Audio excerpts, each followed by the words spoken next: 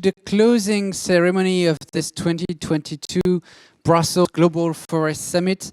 I am very delighted to welcome you for this last discussion, which is paramounting the whole day of reflection we had upon forests. And to start with this closing ceremony, we have the honor to host a special, very special keynote speaker. He is Gregorio José Díaz Mirabal. He is the coordinator, the general coordinator of the COICA, the so-called Coordination for the Indigenous Organizations of the Amazon Basin. We are very lucky that he recorded us a message from the Amazon. Hermanos y hermanas, entiendo que en este momento todas las personas que me están viendo o me están oyendo están en un espacio de discusión y de propuestas para la vida de los bosques, para sostener que nuestros bosques se mantengan de pie y sigan dando todos esos beneficios de aire, de agua, de vida para toda la humanidad. Desde la cuenca amazónica, desde la selva tropical más grande del planeta, queremos pedirles, queremos decirles, queremos exigirles a ustedes que nuestra Amazonía, nuestra casa, nuestra Maloca Mayor, en este momento, si no recibimos el apoyo moral, el apoyo económico, el apoyo técnico de ustedes que están allí, pero también de toda la humanidad, nuestra selva va a sobrepasar el punto de no retorno. Y es por eso que queremos salvar nuestra casa, que es la casa de ustedes también, de sus niños, de sus niñas, de su familia, del clima del planeta. Queremos que nos ayuden con propuestas, con fondos económicos, con apoyo técnico para que los bosques tropicales, en este caso de la Amazonía, de los 9 países, donde habitamos más de 500 pueblos indígenas, que milenariamente hemos cuidado con nuestra vida, que hemos protegido este bosque a cambio de nada. No hemos recibido beneficios, nunca hemos recibido beneficios por proteger este bosque para la humanidad. Pero ahora es clave que la Amazonía siga de pie para evitar el calentamiento global, para evitar que haya escasez de alimentos, de agua. Y exigimos también a ustedes una campaña mundial para proteger la Amazonía. No queremos ya empresas petroleras, mineras, ganadería extensiva, monocultivos, porque eso le hace mucho daño a la Amazonía. Están contaminando nuestros ríos, están contaminando nuestra tierra y están asesinando los bosques y a nuestros líderes y lideresas por esa ambición de ese modelo económico que solo se basa en ganancia, en dinero. Y también pedirles no más minería. Legal o ilegal, están contaminando con mercurio la vida de los pueblos indígenas y el bosque tropical más grande del planeta. Thank you so much, Gregorio. You are one of the members as the CBA, as the COICA leader of the Circular Alliance, which we will talk about in concluding that we had the chance to host with representatives from more than 130 countries, from Brazil to West to Chad, from Indonesia to India, from Kenya to Colombia, to welcome guests from all across the globe. And this is important in addressing the paramount concept that we will discuss for now.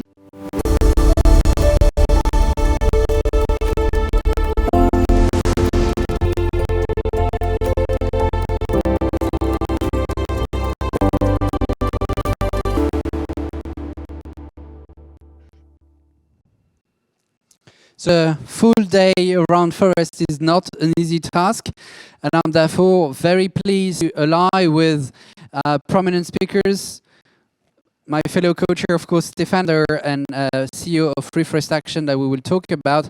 Stéphane is here in capacity of coordinator of the living labs of the Solar Bioeconomy Alliance, the so-called CBA. I'm very delighted I'm one of the members of the International Advisory Board of the Global Forest, Dr. Marc Palahi. Marc is the director of the European Forest Institute of the Circular Bioeconomy Alliance. Hello, Marc. Thanks for being with us.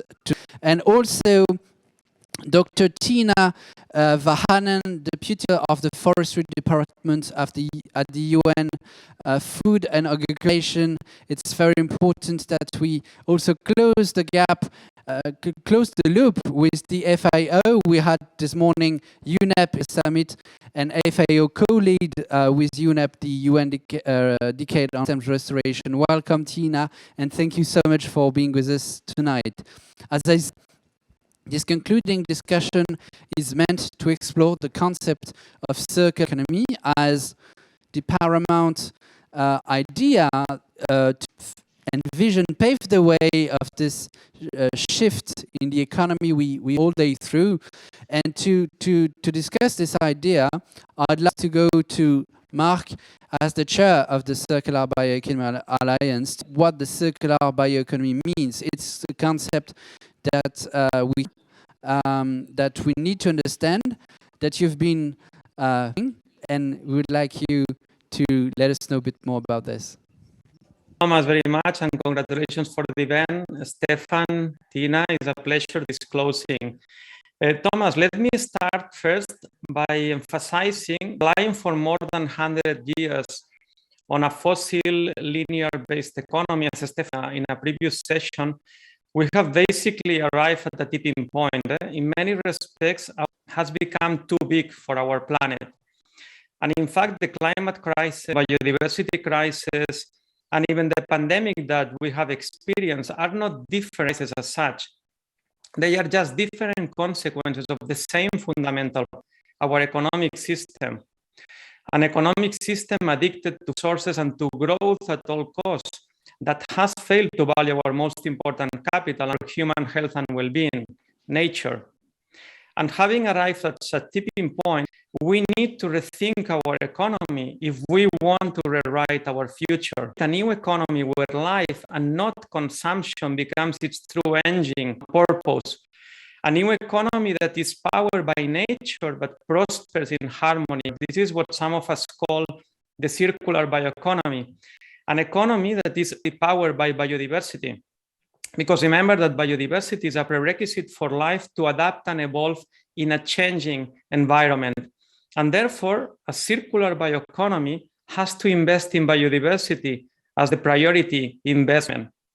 But it needs to invest also in science, technology, and innovation, because the circular bioeconomy should be very knowledge intense, because we are dealing with complex systems, our biological systems. We need to invest in biodiversity and innovation, because the circular bioeconomy is about managing sustainably and holistically our biological systems in order to produce holistic way food, energy, ecosystems, and bio-based solutions to decarbonize our economy.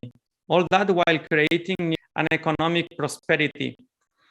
In a way, the circular bioeconomy is an opportunity to holistically rethink our landscapes, our cities, to transform our industrial systems so that they become circular and climate neutral. But in that context, we should also remember that even if they are renewable, our biological resources, they are, and therefore more than ever, we need to use them and transform them in an efficient, and sustainable way.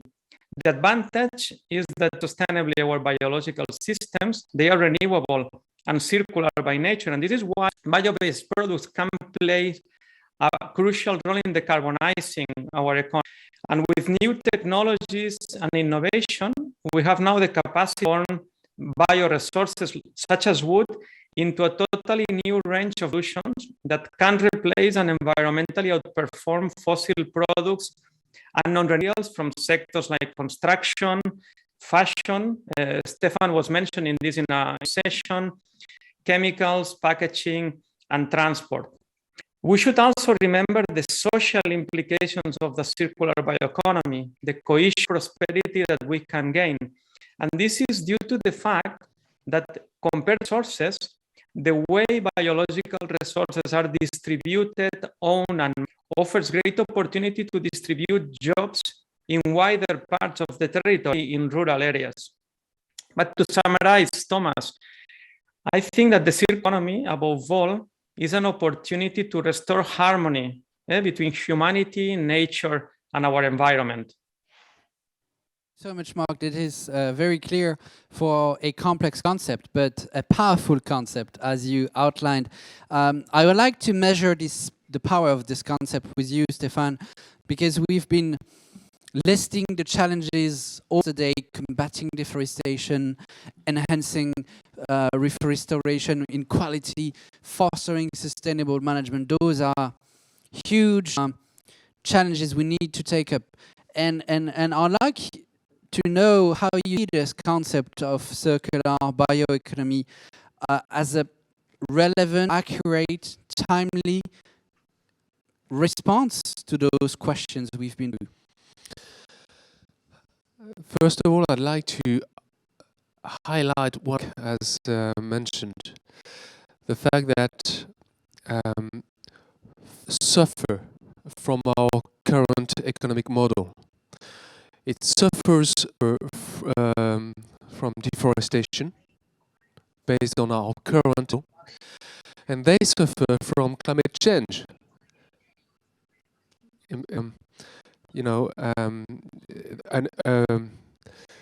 Caused our current economic model.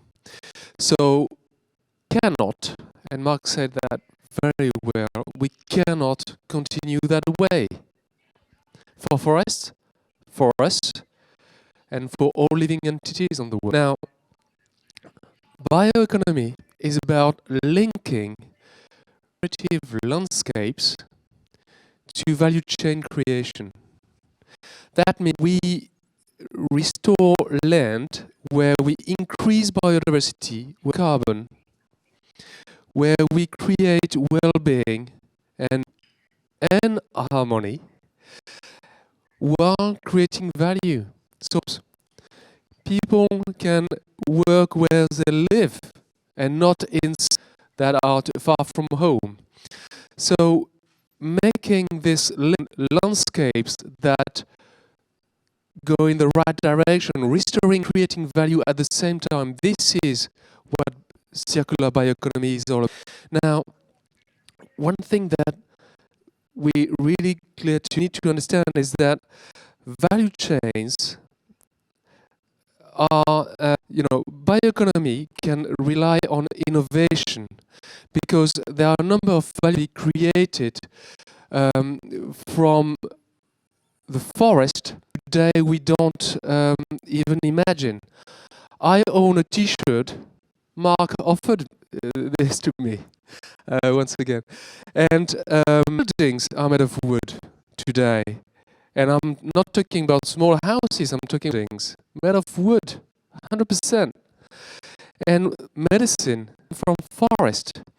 There are a lot of innovations that come from forest and that value to the people who live within this forest. So I think the Kew Gardens, the Royal Botanic Garden, they've 10 golden rules to preserve and restore forest.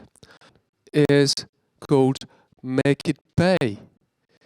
You need to provide revenues from the forest so they can be kept in a sustainable way, so they are not replaced by other crops.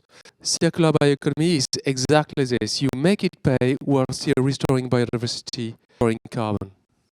Thanks, Stéphane. It's very easy, as you explain.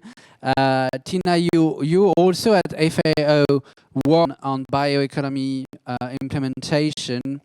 As I said, it's of the UN decade on ecosystems restoration that you co-lead with. We are now a few weeks ahead of the Congress that FAO does organize in Seoul. And I wanted to know type of flagship initiatives you're sustaining in this context that could be good examples of this concept. Thank you, Thomas. And, you know, I really liked what was ending is that really the circular economy is about restoring harmony. So I think this is really a really excellent way of phrasing it. But let me go to this, the UN decades. As you said, FAO and UNEP are co-leading the decade, and we are a network of way over 100 organizations from UN from science to grassroots. So we're not doing that by FAO and UNEP. And it's very clear from today's discussions that the world has been very successful to restore degraded lands, but not enough action is taking place on the ground. So our mission with the decade is really to help move the commitments into not only for protection purposes, but also for restoring eco-activity. And to me, that is part of this harmony. You have biodiversity, socio-economic benefits, you have environment. You also need to be able to sustainably use your assets, but only done sustainably. But within the UN decade, so how we move these commitments to real action? So we really work largely through what we call the flagship initiatives.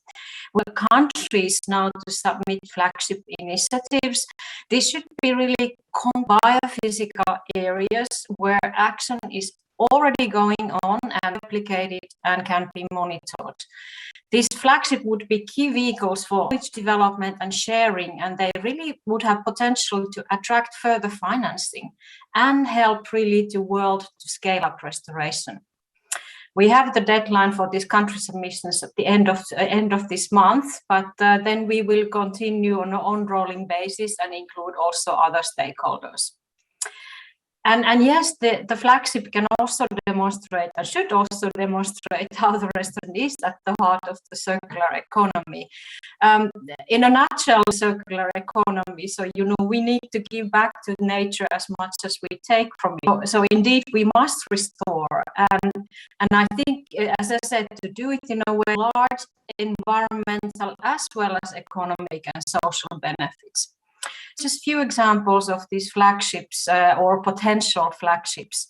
One is the Great Green Wall, where restoration already of 4 million hectares has already greened the landscape or is greening the landscape, but it has also created more than 300,000 jobs. So it is greening, it is environment, but it is also social and economic. Another example is a flagship on restoration of degraded items in the small island developing states. Countries already very strong political will, in this case not for land restoration only, but really for sustainable ocean and blue economy transition. Through the SIDS flagship, we're trying to get the innovative marine and coastal nature-based solutions linked to restoration and conservation, and those will be scaled up to promote sustainable livelihood creation for local communities.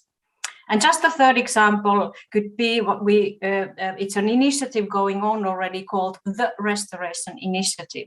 It's an initiative the FAO is implementing together with IUCN and UNEP, and it's one of the largest global restoration programs funded by Jeff currently. It's linking restoration on the ground with sustainable enterprise development, and I think we heard about that already during the day. This will not only impact the lives and the livelihoods of communities, but also builds the business case for stronger and locally rooted sustainable economy. Now, let me just quickly take from FAO side also the other angle on circular economy, and it is the angle of sustainable use. So need to restore forest not only for protection, which is hugely important, but also for sustainable management and use. The world indeed, as Stéphane was saying, will need more renewable materials because of a growing population, and we have an urgent need to reduce the environmental impact. So we should also take the opportunity indeed to increase sustainable forest use and build green value chains to help meet the future demand for renewable materials. I'm sure, as Stéphane was giving the example, I'm sure we all rather see more wooden buildings, more innovative bioproducts like textile fibers. You mentioned, Stéphane, the T-shirt you have, and other the bioplastics that come from forest and trees rather than plastics, concrete or steel and so on. And back to you, Thomas. Thank you so much, Tiina. This is very helpful to see how FAO is taking part to this new movement, I would say, because this is a concept that leads many stakeholders forward. It leads people forward because there is hope for tangible results on the ground, and I'm turning to Stéphane to ask this other question on. We have described a new economic paradigm, which sounds like perfect if we stick to the rules that you've clearly outlined. Let's look at how it could work on the ground. You've been running projects, as you said, in more than 40 countries. What are the potential results of those circular bioeconomic projects? The best way probably to answer your question is to imagine a landscape that is bioeconomy driven. Imagine a landscape where there are forests, where there are agroforestry areas, where there are agro-pastoralism areas. There are homes, there are businesses. It's a landscape that is not dedicated to one single usage. No single crop, no, plants all together in the same place. It's a very distributed area with a lot of interfaces. The word interface is very important. Biodiversity evolves to a greater extent on interfaces. So imagine this landscape. And yes, they are more complex than the landscapes we have in Europe, for instance, or even in the US. But I think we have to embrace the world's complexity right now. We have to welcome this complexity, because by simplifying, the landscape, the value chains, the way we approach life, we end up destroying our natural capital, don't we? So let's embrace this complexity. And for instance, let's travel to Kenya, where we have a living lab. A living lab is a project that implements the circular bioeconomy principles, part of the Circular Bioeconomy Alliance that Marc chairs. In Kenya, we've got this type of landscape. We are on the in a mountain area where you have a forest that is to be restored. So we plant native trees, very diverse species, to restore a damaged forest. And next to this forest, then you've got homes and gardens. And in these gardens, the farmers, they grow everything they need for their daily lives. Yearly crops, but also they have trees. It's agroforestry. And these trees provide energy, building, and or wood for building constructions, and fruits. Therefore, with their garden, they've got everything they need for their daily life, and the forest is there to provide everything in addition to what they can get from their garden. And they've got cattle, they've got goats, they've got everything that they need to feed themselves, to dress themselves. This is a typical bioeconomy landscape. Thanks, Stéphane. you've said something very powerful in responding to my question. We need to embrace complexity. It's another way of saying what we said earlier. We need humility to address those questions. Nature is smarter than we are in developing ecosystems, and we hardly understand nature in its complexity. Another complex issue is to advocate for this new paradigm, to those who can make a change with it. And I'm turning back to Marc as the chair of the CBA to hear about your experience in getting to governments and speaking about this possibility of change and understand the type of reactions that you have from those who can make a change. Very good question, Thomas. And of course, it depends very much from country to country. For instance, in the country where I am living now, Finland, Tiina's country, it has been easier because it's a country that has been relying as an economic pillar on its forest. It's a country that has been investing in education, innovation, research, technology. Is in the DNA of Finland. So in a country like Finland, it is very easy to discuss this concept. But I see a general trend, a general challenge across countries, European structure, and it's the fact that the circular bioeconomy is a radical transformation of our economy, placing nature and people at its center, and therefore requires transformative policies and transformative investments. But the challenge is that public administration, governments are still operating in silos with the competences of different ministries. And to unlock the potential of a circular bioeconomy, we need ministries to work together to align investments and policies. It's about bringing ministries of industry, innovation, environment, agriculture, forestry together. And this is a challenge. And this means that we need also to rethink our governance structures in many ways. The second challenge, Thomas, is that also, especially in Europe, our societies, because of the high urbanization of the last decades, are profoundly disconnected from nature. And the mantra of the last decades for sustainable development and in order to protect nature has been to separate humans from nature as much as possible, decouple our economy from nature. And to be honest, it's rather the opposite. We need to couple ecology and economy if we want to succeed. But this requires, of course, moving from an extractive economy towards a sustainable circular bioeconomy. And of course, at the end of the day, we need to rethink our values. It's about rethinking our values. This also requires going beyond the GDP as the measure of a successful economy. We are obsessed with GDP, which is not a measure of well-being. The inventor of the GDP, the economist Kuznets, said already in the 30s that it's just a measure of the capacity of consumption in a given economy. So this requires changing the way we value our economy and place natural capital, social capital in the equation. Probably, Stéphane, you remember in the Amazon, I had the luxury to be with Stéphane 15 days in the Amazon, in the middle of the jungle, living with the indigenous communities. And Stéphane and me, we were presenting a new living lab in the Amazon part of the Equator. Will include restoration of forest, capacity building, etc. And one of the indigenous leaders, I don't know if you remember, Stéphane, said, "Thank you. It's very important that you come to support forest restoration, capacity building.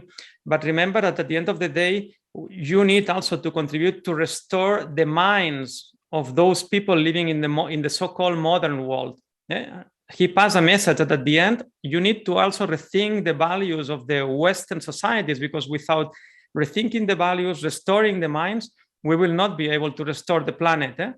So there is a challenging thing, Thomas, because we are talking about a new economic paradigm, and we need to invest in education as well, and we need to overcome this polarization that has existed in the past decades between production, protection, ecology, economy. No, it's about coupling all of these. Marc, in mentioning this idea of recoupling, I would say you've clearly echoed the philosophical talk we had earlier on at noon around this relationship between humanity and nature, which needs to be reset, as you said with the words of the indigenous people you met in Ecuador, restore our minds. You also mentioned a governance issue, and I'm turning back to Tiina for last question, because FAO is working on governance innovations, policy, better ways of making policies to achieve the goals we've been talking all across the day, and especially to find to strike a new, but probably more sustainable balance between forestry policies and agriculture policies, as we need to mix them or couple them, as Marc said that. You told me, Tiina, that you're trying to facilitate win-win solutions between those two policy eras and avoiding silos. How do you work on this, and what do you expect from those tentative processes? Yeah, thanks, Thomas. Yeah, let me talk this through what we're really doing to halt deforestation, but do that so that agricultural production and transformation to more sustainable food systems are and forestry have a win-win situations and win-win solutions. So, as we all know, the deforestation really continues at an alarming rate. There's no doubt about that, even there have been some signs of slowing down in some parts of the world. We have lost 420 million hectares of forest in past 30 years. That's an area size of India and Nigeria combined. India and Nigeria, major countries. And just at the end of last year, FAO's Global Forest Resources Assessment Remote Sensing Survey revealed that actually it is almost 90% of deforestation that is due to agriculture, due to the Forest Convention into cropland and grassland. But having said that, yet increasing agri-food productivity and halting deforestation are not mutually exclusive, and in fact can and must be mutually supportive. We must transform the food system to achieve sustainability and ensure sufficient and healthy food for all, but not at the expense of losing natural forests. So FAOSNIS indeed is working with the countries to boost and enhance this win-win and integrated work between agriculture and forestry and help managing the trade-offs. For example, we are working on the ground to help making agriculture commodities supply chains more sustainable, for example, through our continued work on UN RED. Susan Gardner already from UNEP mentioned this morning, so I won't go more deep into that. From FAO side, a couple of concrete examples on these win-win approaches is that through particularly a few of our Green Climate Fund projects, we are supporting, for example, Argentina in integrating forest management with livestock management. We are supporting sustainable cocoa production in Côte d'Ivoire, and we are supporting agroforestry development in Congo. But now you mentioned that there's something new coming up, and this is what I really wanted to focus in a minute or two. So the new big thing is that this year at FAO, our member countries will be addressing forestry and agriculture matters together. This will be happening through a joint agenda item, first time ever, when the two FAO technical governing bodies, so these are intergovernmental bodies, the Committee on Agriculture and the Committee on Forestry, are expected to provide guidance to enhance synergies between agriculture and forestry. And we hope that what emerges there during this first round of discussions, and that they would continue, but certainly the first round should hopefully provide a positive win-win message that really is, in a simplest way to say, to improve food security while reducing pressure on the world's forests. We foresee that these two committees could discuss and identify ways to key win-win solutions, for example, to enhance integrated land use planning, develop and scale up sustainable agri-food systems using agroecological approaches such as agroforestry in order to increase agricultural yields, restore healthy ecosystems, and reduce pressure on forests. They could also provide guidance on fostering public-private collaboration to support initiatives on sustainable value chains. And very importantly, how to support smallholders in their producer organizations in gaining access to markets and playing their role in enhancing sustainable value chains. My key point here is that that FAO really is committed to make a change so that it would be possible to feed the world while also halting deforestation and addressing the climate and biodiversity loss crisis. So we need to really be able to do that together. This may actually be trivial because it's been talked so much, but the sort of intergovernmental or even inside the national governments, this is not really yet happening. So hopefully we are finding solutions to that. And just from my side to end, Thomas, you did mention the World Forestry Congress. So it will be held first week in May in Seoul in Korea. And I'd like to share that we will be launching there the next edition of the State of the World's Forests. And this so far will demonstrate how 3 interrelated pathways can support economic and environmental recovery. These pathways are halting deforestation, restoring forests, and using forests sustainably.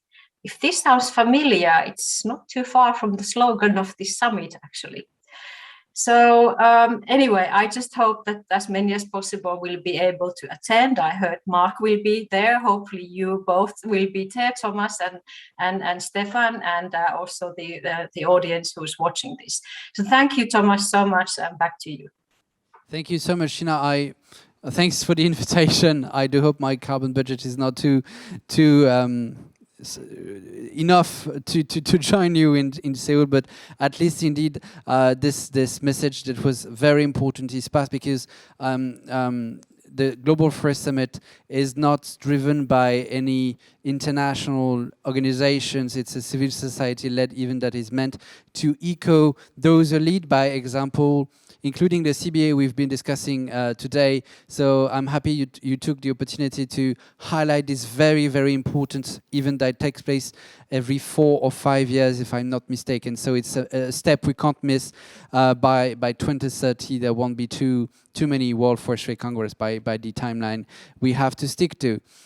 Well, I would like to thank Marc, Tiina, and Stéphane for their leadership in letting us open new avenues towards something that is giving us some enthusiasm in moving and shifting our economies.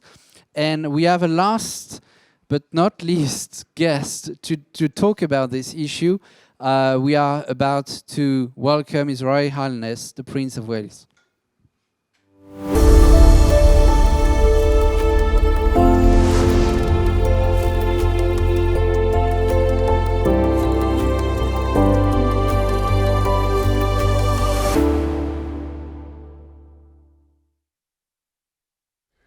Ladies and gentlemen, I am delighted to have been asked to offer closing remarks for this year's Global Forest Summit.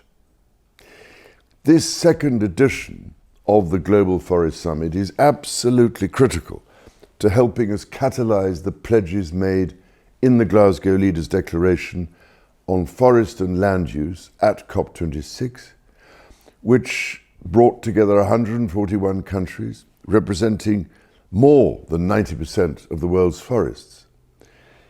This landmark declaration helped to highlight that climate change and biodiversity loss must be tackled together, since they are, as we know, part of one harmonious system. However, while the Glasgow Declaration offers us a helpful framework, achieving results requires transformative action on the ground. Now, I'm afraid if we are really serious about protecting 30% of the world's biodiversity by 2030, we now need to see widespread implementation in every country. This requires that we rapidly identify where support is needed, who our implementation partners are, and what mechanisms we need to ensure funding can reach where it is needed. This is why in 2020 I established the Circular Bioeconomy Alliance to create community-led regenerative landscapes that work for nature, people and the planet. Working in harmony and in partnership with local and indigenous communities, I am delighted to say that we are already piloting regeneration initiatives in 10 countries. But I need hardly say that there are hundreds of millions of hectares of degraded land around the world in desperate need of regeneration. And we need only look to the Great Green Wall in Africa and the deforestation of the Amazon to see the scale of the challenge at hand. Only by rewarding countries, businesses and communities that actively invest in the regeneration of biodiversity, the sustainable management of their forests, and the pursuit of a forest-positive economy can we have any hope of succeeding at a global level. The policy and regulatory changes introduced by governments have the capacity both to disincentivize investments in deforestation and the loss of vital natural assets on which we depend, and to incentivize investments in forest-positive and nature-positive outcomes. Nature, with billions of years of evolution, holds many of the solutions we need to build a sustainable future. This is something the world's indigenous peoples understand only too well, and is precisely why we should listen to and learn from their profound wisdom. Apart from the fact that we ourselves are a part of nature, and by destroying it carelessly and thoughtlessly, we are destroying ourselves, protecting and restoring nature also makes economic sense. Nature is estimated to contribute $125 trillion to the global economy annually. Everything we use, produce and purchase ultimately has been created from nature's inputs. The shift to renewable, bio-based solutions is therefore an opportunity to rethink industries so that they become nature positive and climate neutral, while creating new jobs and more inclusive prosperity. Investment in natural capital and the vital services nature provides us can therefore support productive and resilient agriculture, agroforestry, forestry and aquaculture, while avoiding the pitfalls of climate change, land degradation, resource depletion and poverty.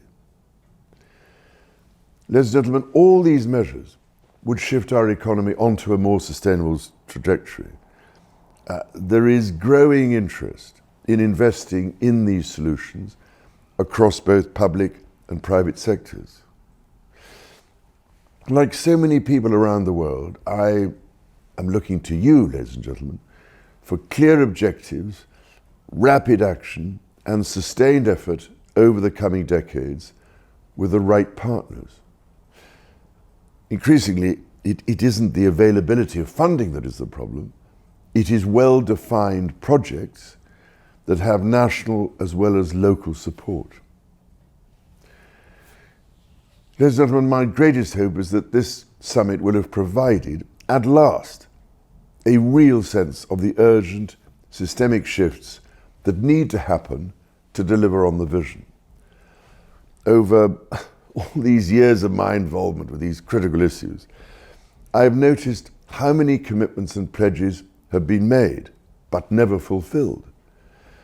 For this reason, I can only encourage you all, in the strongest possible terms, to take forward the work you have discussed today with the utmost resolve and determination. I pray that when you are welcomed to the UK next year for the Global Forest Summit 2023, radical progress will have been made in putting the world onto a much more sustainable path. We must not forget that we are facing a global emergency of unprecedented proportions, and with a real and present danger of losing the entire life-supporting services of the Amazon forest through climate-related feedback loops. Since humankind took its first steps on this planet that we all call home, there has existed what can only be described as a sacred harmony and delicate balance between us and nature. Our generation has a fundamental responsibility to the next and to future generations yet unborn to pass on to them a healthier planet than we inherited. Ladies and gentlemen, as I've been trying to say for far too many years now, we have been in dereliction of our duty on this score, and instead have been recklessly and arrogantly testing this world to destruction, as if it was some kind of laboratory. The immense urgency to put this right must be the highest priority of all. So I hope I can count on you all to work with my Circular Bioeconomy Alliance in order to expedite our efforts. In recent years, as a result of our rejection of that sacred covenant with nature, we have witnessed nature's awesome power to destroy. We must now see humankind's power to rebuild. The actions you take today or fail to take as individuals, as nations, and as a community of nations will quite literally determine the quality of life our children and grandchildren will have. We simply cannot afford to fail, for there is no more sacred or vital task. It's now time to close this second edition of the Global Forest Summit. Throughout the day, we've learned that we face a very high number of challenges. The biggest of these challenges is probably to shift our minds. Let's not accept any longer to damage nature for the sake of growth. It's difficult, but it's feasible. His Royal Highness, the Prince of Wales, invites us to have results by next year when we will hold the next edition of the Global Forest Summit in London. But so are my daughters, and I'm sure your children too.